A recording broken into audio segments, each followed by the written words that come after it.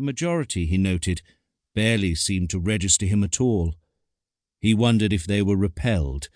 Perhaps they were just far too absorbed in the busyness of their own lives to notice an old man with a bloody nose. He teetered, incredulous, as blood continued to gush in slow motion from his body and began to form an expanding pool of crimson on the floor.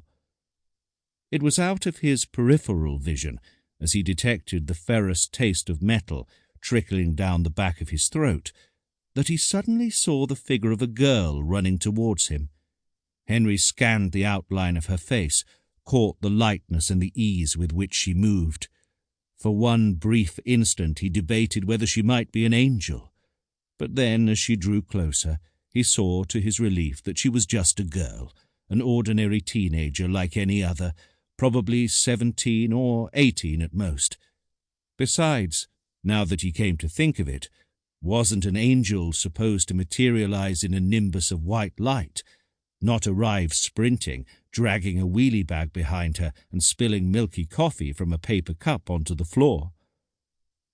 As she approached the center of the ever-widening circle in which he now found himself, the frothy liquid splattered left and right, merging with the bloodstains on the ground. Henry and the teenager stared in unison at what they had done. "It looks like a Jackson Pollock," he said, marveling despite himself at the effect.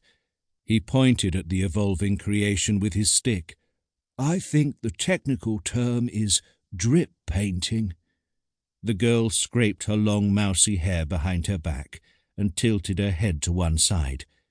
She was standing right next to him now, eyes narrowed, lips pursed in contemplation.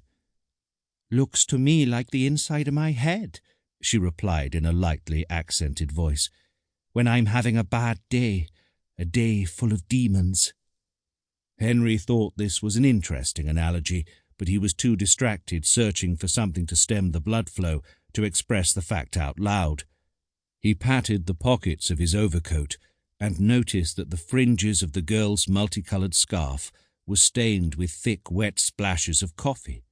Silently he berated himself. "It's dramatic, though," the girl continued. Her tone was attentive, her pale eyes keen, unwavering, like an explosion of light and dark. Turning at last to face him, she pressed a pocket-sized packet of tissues into Henry's palm. Henry fumbled, his stiff, papery fingers tugging clumsily at the slippery semicircle of perforated plastic. The girl edged closer and cupped her hand around his arm. "Are you okay?" Henry nodded. Instinctively he felt that he should ask her name, discover the identity of this troubled, angelic stranger who had rushed unbidden to his aid, but his heart was still jackhammering beneath his ribs. It was the damnedest thing. Half of him had expected to see his life flash before his eyes, and yet surely this wasn't his time. Not here, not now, not when his journey was only just starting to unfold. He blinked several times in succession in an effort to ground himself more fully in his surroundings. The irony of the situation weighed on him like sin.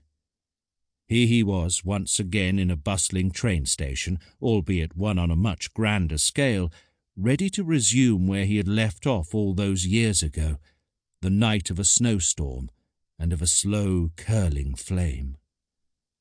Henry raised his head, fixed his gaze on the soaring latticework of white metal girders which strained and arced, criss-crossing like a giant sugar cage high above the station concourse.